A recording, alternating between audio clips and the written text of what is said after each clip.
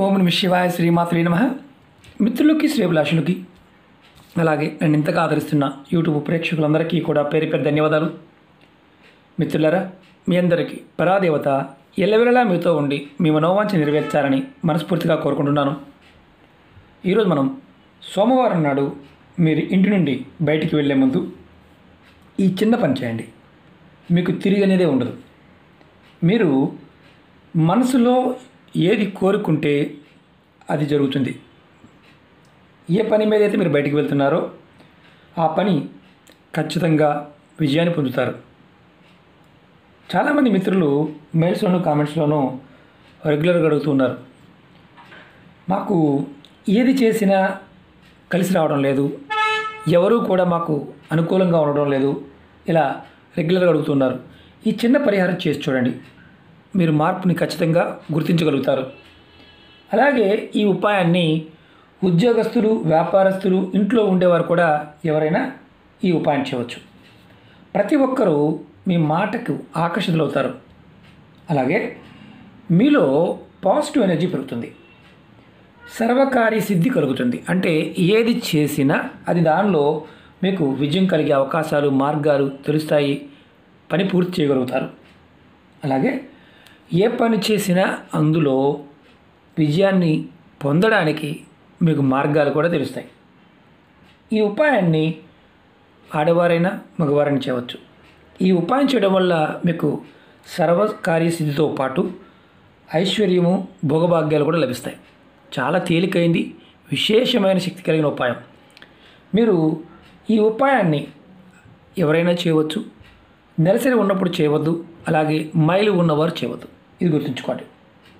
ఇది సోమవారం ఉదయం స్నానాది కార్యక్రమాలు ముగించుకున్న తర్వాత మీ పూజా మందిరంలోకి వెళ్ళి మీరు గణపతికి నమస్కారం చేసుకొని, అంటే విఘ్నేశ్వరుడు నమస్కారం చేసుకొని, స్వామివారి ముందు మీరు కొబ్బరి నూనెతో 2 ఒత్తులు వేసి విడివిడిగా దీపారాధన చేయండి. నమస్కారం చేసుకోండి. నమస్కారం చేసుకున్న తర్వాత ఓం గం గణపతియే నమః ఈ మంత్రాన్ని మీరు మనసులో 21 సార్లు అనుకోండి.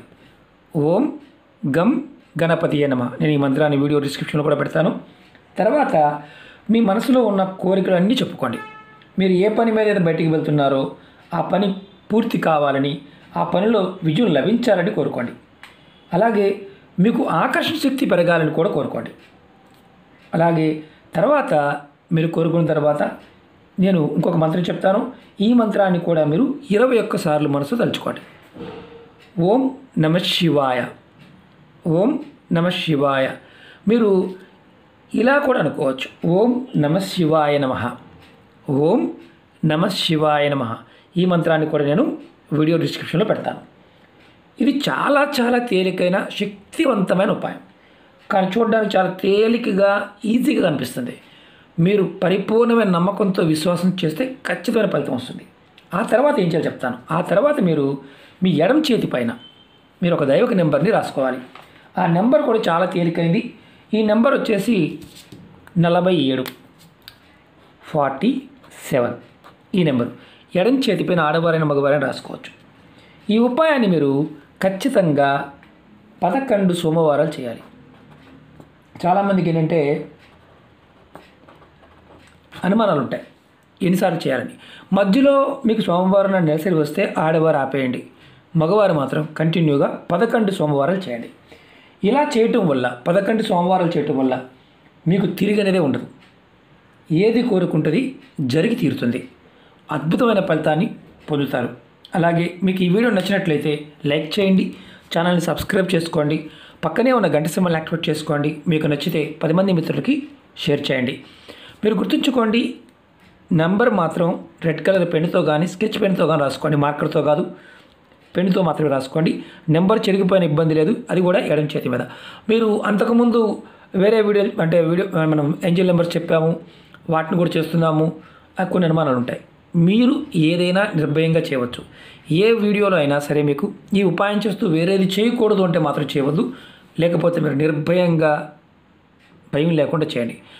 పరాదేవత అనుగ్రహంతో మీకు మీ మనసులో ఉన్న కోరికలన్నీ కూడా నెరవేరుతాయి. నమ్మకం, విశ్వాసం చాలా అవసరం. నమ్మకం లేనివారు, విశ్వాసం లేనివారు పొరపాటును కూడా ప్రయత్నం చేయవద్దు. ఓకే మిత్రులారా, ఓం నమః శివాయ, శ్రీమాత్రే నమః.